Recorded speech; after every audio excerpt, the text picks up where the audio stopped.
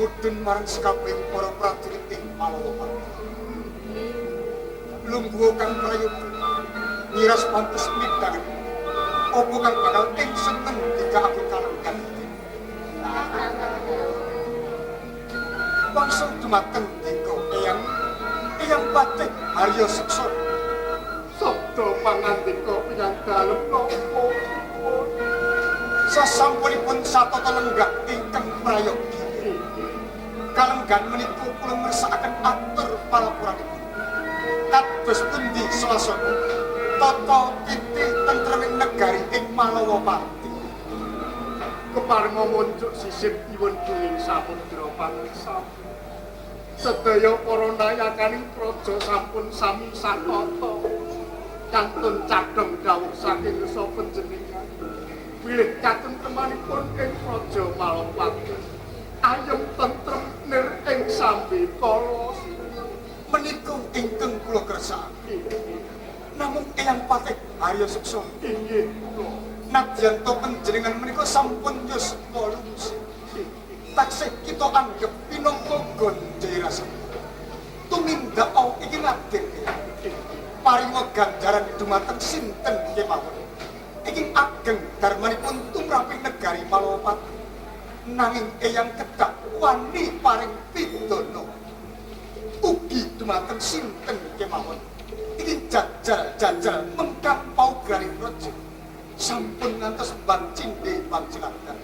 Nadyan to menika nayakaning praja menawi anggadhahi dosa kalpatan kedah dipun patrapi pidana iki jumbuh kaliyan dosa kalpatanipun. Sinuwun.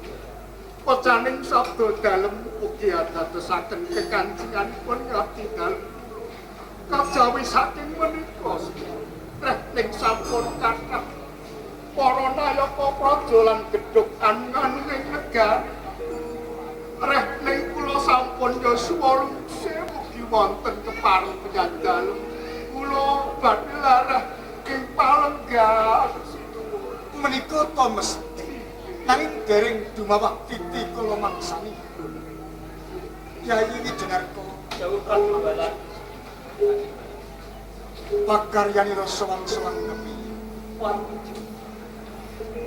ingkang tinanggelang nampi prajurit maganganika. Kathah kula nem-neman ingat ngabekaken dirinipun wonten ing praja Malawapati. Mila saking menika ing saben dintenipun tansah ngobatulah kridaning perang. Wiwit saking tumbak tameng pedang kemban watang saninggilipun kula sampun sami cikat sabuk tereng dilastra. Menawi untuk ing mangkinipun ing praja Malawapati kedatengan usah boten badhe wujuani cekap dumateng andhan kawula. Mekaten ugi kula mongso kapitados mulah sedaya tamtama ingkang nunggal kawula ing karang kadusunan boten wonten ingkang njiwani. Kepara sedaya sayek seka kapti ngembat dhateng pakaryanipun negari.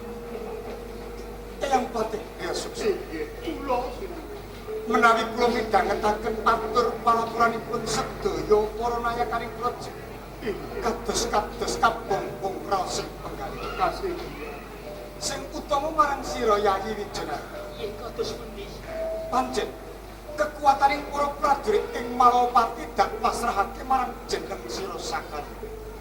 Nanging pun kakang mitungkas saben dina sing wis kok temtokake elingno marang sumpahing prajurit andalan supaya ngrungkebi marang tanah putahe. Kowe dhewe ngerti kekuataning praja ora gumantung pira wilanganing prajurit ing Malawapati. Ora gumathok cendhek dhuwur kandel tipising beteng lan ora gumantung marang landheping gaman. Landhep kaya ngapa gamanmu pitung pinyukur paripasane. Dhuwur beteng mayuta-yuta prajurit ing Malawapati. Nanging yen isih tipis anggoning ngrungkebi marang tanah putahe pagebuke mungsung lereke bakal ndomo karuntuhaning praja Palawapa. Eyang Patih Priya Suksa. Sabda dalem sinak. Remen sangat menggali. Nanging saya marem malih Eyang.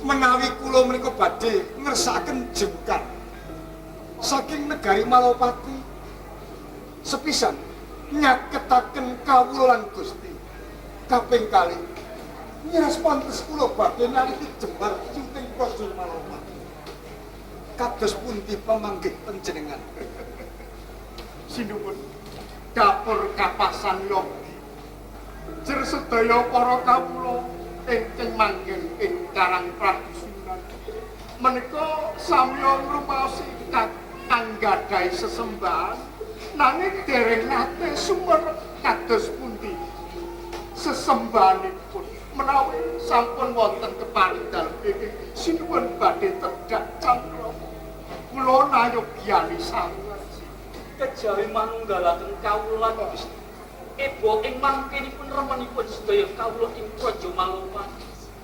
Pancene kaya menawi kados ngaten Eyang Patih Priya Suksa. Inggih kula Boten wonten perkawis ing akhir. Monggo dipun bibaraken pasriwakan agung. Benjang sareng pacake sari. Kula panjenengan lan para kandhang badhe mandhap dhateng Karang Pradusunan.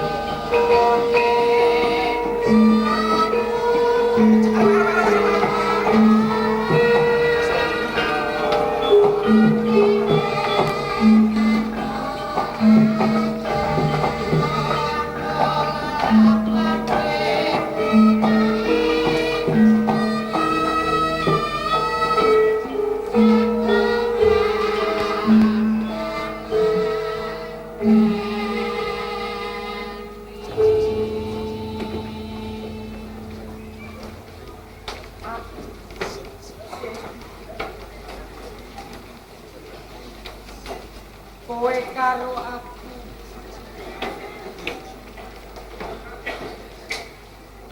jadi wong iki tegese sing kudu bisa Man mau dijak omong-omongan kok malah ngalih. Iki ngejak omong-omongan yo kebangetan kok. Bangetan piye? Ora ndelok situasi. Kan delok situasi ganti. Lagiane wong susah. Cangkem bar dinget kok tapuk. Susah ki sing kok susahi perkara apa? Ya nek samalae kok. Apa? Nek samalae. Sama lagi apa? Perkara lek samalah. Masalah. Lah iya, Masalah. nek masalahe Masalah apa? coba saiki kowe melu-melu mikir bojoku. Oh, awakku dhewe ora tau tak pikir kok mikir bojomu. Kurang menggaean lho. Aku ki 3 dina ora saleh nek ora tau tak pikir kok mikir bojomu. Sing tak karepi ora ngono ya Le, cah ganteng anake wong gendeng. Lah piye?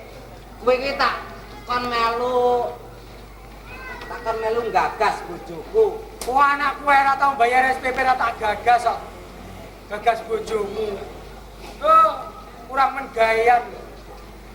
Ora ngerti maksudku ta kowe. Maksude iki piye? Kowe iki melu ngrasake bojoku. Moh! Apa?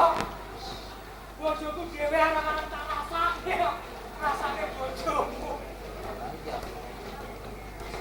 Bojomu anak-anak adus, kok rasane dandol asin lho kringete. Masa aku omong-omongan karo kowe njaluk tulung karo Departemen Penerangan. Tegese iki lho, melu mikir probleme keluargamu ngono to. Lah iya, Nah, omong cekakno ngono lho. iki melu mikir probleme keluargaku. Kenapa? Bojo. Saiki pikiran to.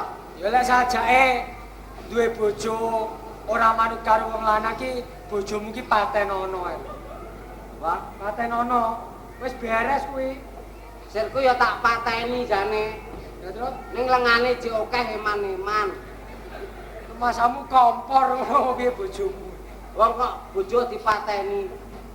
Sing tak karepe kowe melu wong gagas. Perkara Bojo, lah ya bojo nyapa? bojo kuwi dudu mbakyuku, Ah, ya dudu adikku, bener. ya dudu tanggaku, Ah, ya dudu kadangku. ya Loh, mangan kok njaluk aku. Piye kuwi? Bojo cak popo ngono kuwi. Melu mikir kowe. Kuwi durung gandine. turu ning omahku ora tak tarik sewan. Lho kok nesu ki bojo cak popo kuwi. Sing edan ki duduk bojomu, sing edan ki kowe. Tegese bojo ki ya ngono kuwi kowe ki dadi wong lanang ki kudu wani nyukupi sembarange karo wong wadon. Ora terus turu ditarik sewan. Sing nyukupi bojoku aku. Heeh no. Lho kleru. Kok kleru lho. Lah gunane apa dibentuk maratuwa barang kuwi? Maratuwa ki tegese ning kowe ki pagah tanggung jawab karo bojo. Nek wis dadi bojomu dudu tanggungane maratuwamu kok ya penak-penakan arepan. Kene iki ora kerasan aku. Ora kerasan terus arep nyapa? Minggat, Eh? minggat. Kowe iki lho arep minggat ning ndi ketoprak ndi wis sepi. Sing rame kali iki. Ning ndi ketoprak iki wis sepi, sing rame kali siswa budaya. Kok ketoprak. Ya kowe arep minggat Golek gawean. Aku wis daftar kok, Le. ning ndi? Ning gone daftar ning gone kowe Apa? Depnaker. Wis Ngene daftar. Departemen Tenaga Kerja. Iya wis daftar aku. Nyambet gawe ning ndi? Ning Tokyo. Tokyo. Oh, ngene tanggamu kae. Sing dadi haji kae. Haji Tokyo kae. Kidul omahmu Luar negeri yo. dudu Tokyo. Tokyo. Apa? Tokyo kok Tokyo. Tokyo ki nek kowe karo aku iso omong Tokyo.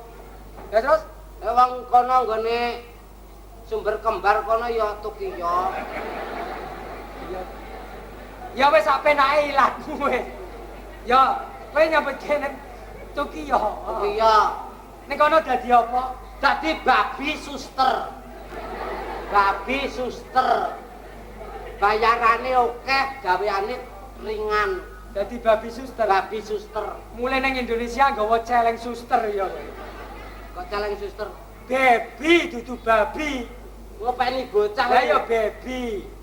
Kok babi iki? Lah iya. Angel lho ngopeni bocah iki. Kok gampang. Lho lho. Kuwi gaweane wong wedok dudu gaweane wong lanang. Wong lanang ya iso, wong anakku ya akeh Lho, kulino. kuwi ora perkara anak. Kuwi perkara gawean iso ngrumat karo ora. Lah aku kulino rumah anak. Kose lek kowe iso ngrumat anak iki bayi iki tengerane piye? Bayi ki titikane ya. Heeh. Luwe nangis, Kowe nangis, pipis nangis, pipis nangis, ngelak nangis. ngelak nangis. Nangis. Iki bayi. Bayi.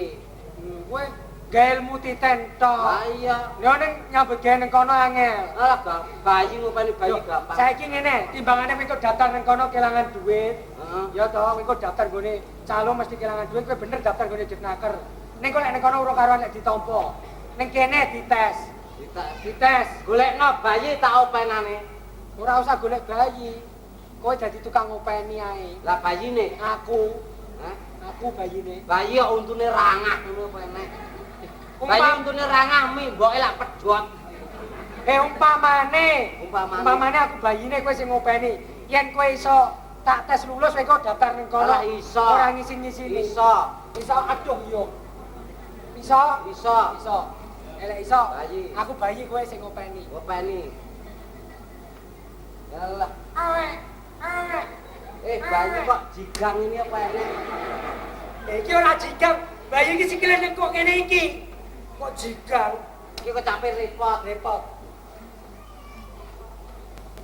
Umbah-umbah. Bocah meneng wis umbah-umbah apa-apa. Lah kok bocah kok rewel ki ngopo to? Delok sik. Capo. Iki didelok pipis apa ora?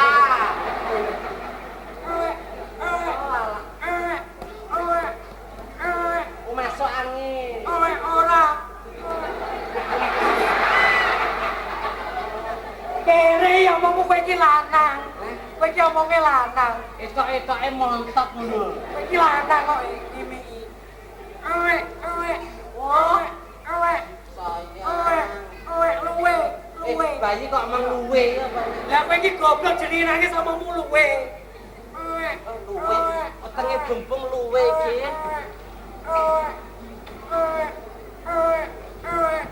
Sayang, tenang dulu sayang. Mama masih repot. Tadi cuci-cuci sayang. Tenang. Walah sayang.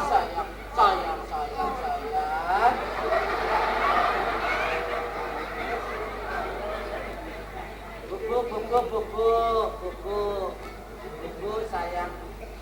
Anu mama masih cuci-cuci sayang.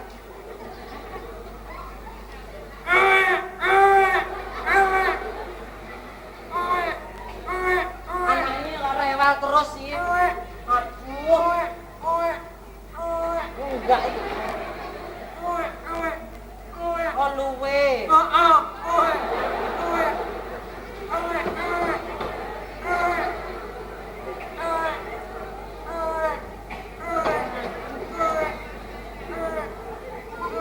Ini sayang.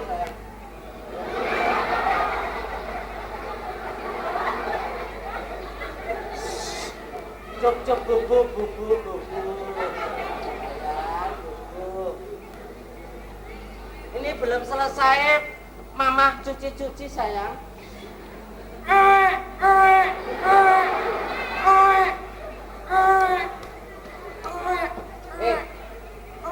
Masa ini bayi kemalan panganan. Luwe. Masa didulang ping pindho luwe. Lah ngono kuwi tegese kowe ora iso ngopeni. Ora iso ngopeni bayi ngono arep daftar. Oh, Kok kowe iki bayi kemalan kowe panganan. ora iso ngopeni bayi kok. Bayine aku. Lah aku gena iso ngopeni bayi no. Ora iso. Ora aku ki sing ngetes kowe kok ora iso. Kowe bayine aku sing ngopeni. Bayi.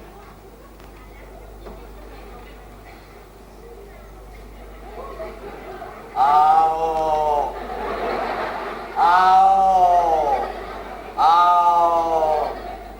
Kowe iki jane bayi apa macan? Iki bayi tabung goblok. Ya bayi tabung ora. Oh. Ya owek kok.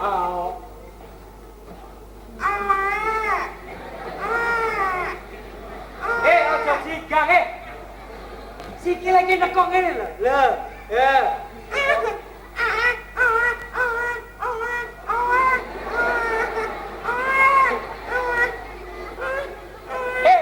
bayi kok step.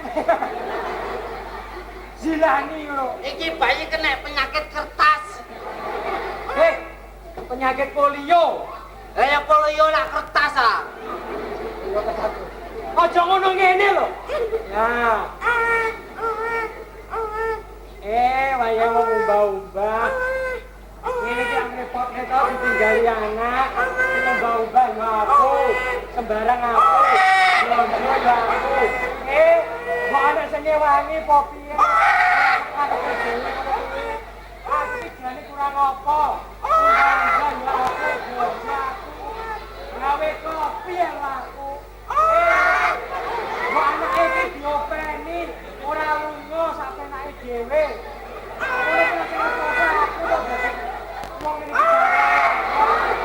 Tenaga iki ora curah. Kene iki bayar wong yo entek piro. Mamae dublek. Siapa kowe iki? Bayine wis nangis kejer kan mau kok. tinggal ubah-ubah ning kali ora krungu. Ah bayine nangis kejer kok tinggal ngono terus bayine mati ngono. Oh rasane kali ya ubah-ubah ning omah. Ya didelok bayine nangis sih. Ya.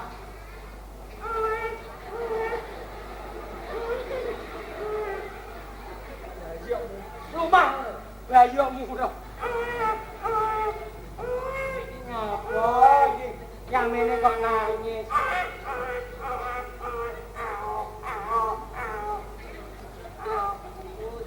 Oh, iki luwe. Oh.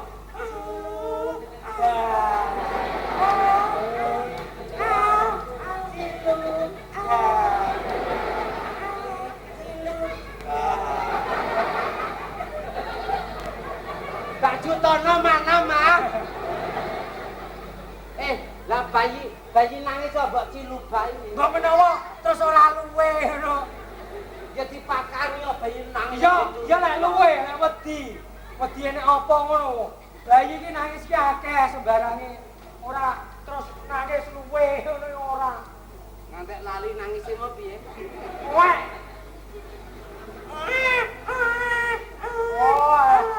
Oh, sik. Iki apa buak kok piye to ya?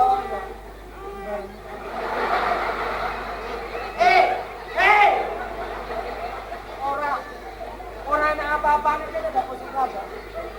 Sik.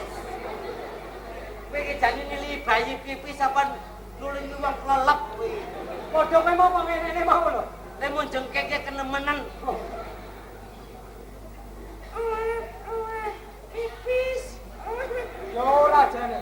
Oh pipis kira-kira.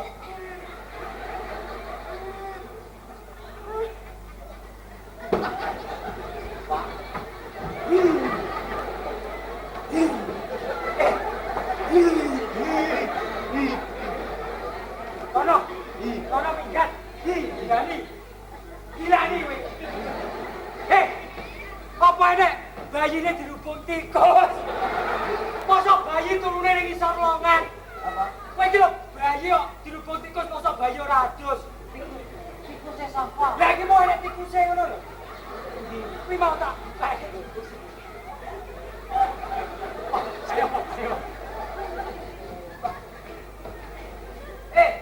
Ngawon, tikus. Kudu. Apa? Kucing kok. Kucing. Kowe ngene-ngene mboke. Tak kira Bayi kok dirubung tikus. tak kira turune ning isor longan dirubung tikus.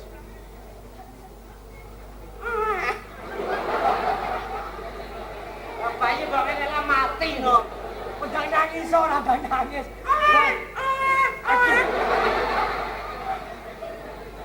Bayi makan sa. Oh. Oh luwe. Sik ya le ya sik ya.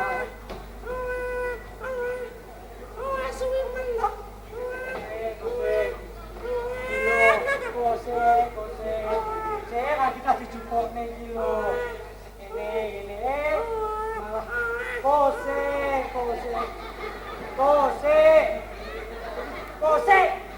Dari kok ngengkel, kok ngarep dipakan kose kok. Oh monggo BRT. Oh nggih, sampun kula titipaken. Nggih keng Bapak kalau wingi malah sambutan kula kirang 12.000. Nggih monggo menang nggih. Nggih menawi mengke panjenengan tidak mriki badhe kula sikaken Bapak nggih. Nggih monggo BRT monggo. Nggih. Monggo nggih.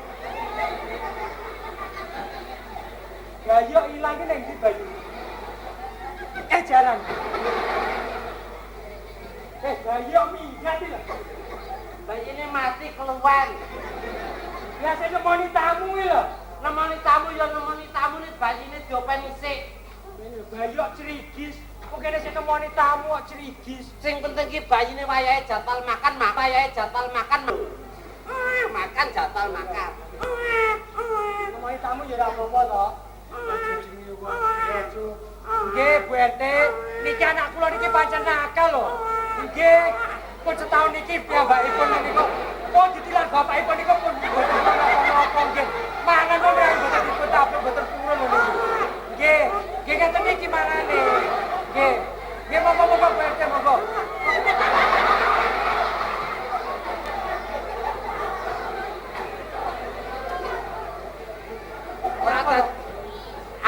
dadi bayek. Kowe nek apa nek bayo dublak boke. Lah kowe dulang karo plek. Rumah kamu nglepo piye? Bayi kan makan adi nyul-nyul dhisik. Lah nyul-nyul ya dipaskeun lambene karo omong mat, kowe tepok.